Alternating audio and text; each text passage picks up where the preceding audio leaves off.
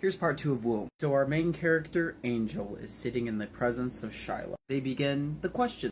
Angel begins. You have any kids? No, I don't. You ever thought about having kids? I mean, what woman hasn't? You speak for your whole gender then. No. I mean, technically, no. So, yes, then.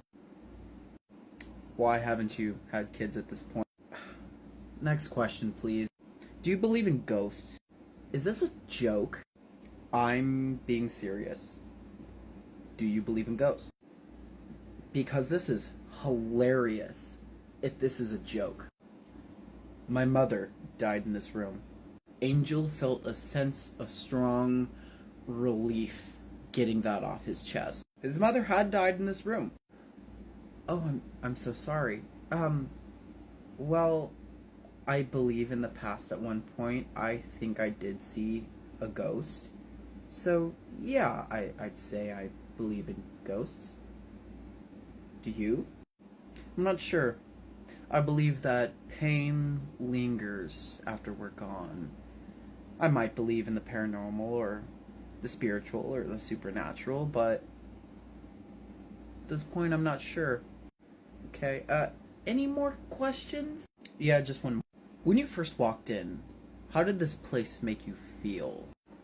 Well, honestly, I was a bit grossed out. This place has a reputation. But, you know, now that I'm, sitting here for a while, it's not that bad. Oh, but that painting, that has to go. Angel looks over at the painting of a depiction of the biblical story of Jonah and the whale. Oh, yeah, that depicts Jonah and the whale. Are you familiar with that Bible story? Angel began to briefly summarize the story of Jonah and the whale. Now, for all you former youth group pals, Jonah tried to turn away from God, and God sent a whale to swallow Jonah for 3 days. And while Jonah was in the belly of this whale, it got to the point where Jonah almost was forced to turn back to God to be free. Oh, yeah, I'm aware of Jonah and the whale. You see, despite my profession, I used to go to Catholic school. Yeah, that's right. Someone like me was a good little schoolgirl at one point in my life. Angel acknowledged this, and he began to be really metaphorical about how this place has meaning to him. And he dropped a lot of metaphors of baggage and grief, where he believes communication and even in the afterlife where pain lingers, he believes that now in the physical realm, if we come to terms with grief and our baggage of this world, a lot of that internal pain that could pass on to the spiritual realm could be diluted in a way.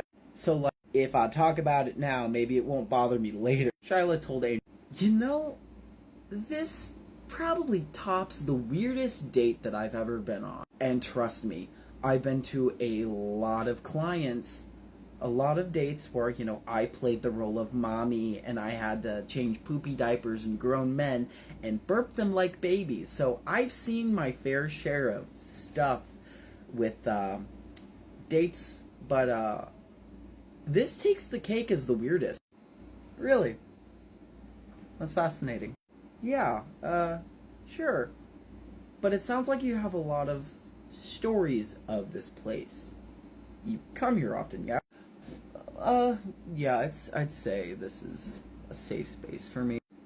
Well, maybe I want to hear some of these stories, if that's okay with you. Oh, absolutely. I mean, honestly, I was going to get to those stories at some point during the night, so we can just expedite the process. So Angel has actually told all of these stories over and over and over again.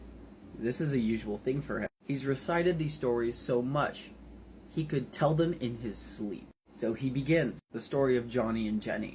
Johnny loved Jenny. Even though they've only dated for a few months, he was enthralled by her. She was his little yes man. She would ask him to do things and he always said yes. Whether he truly wanted to do those things or not, he always responded with yes. Let's go to Vegas!